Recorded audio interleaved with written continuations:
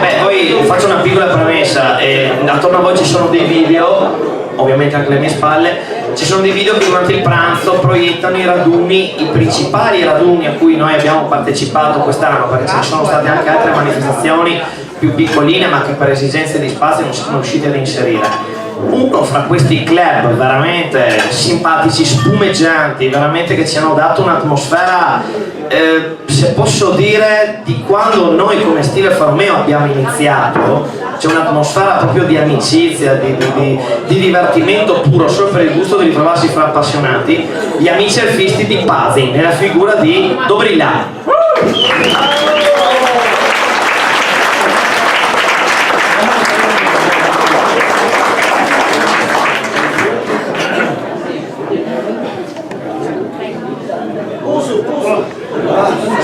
Non so per bene, è fantastico come ogni anno, speriamo che saremo qui l'anno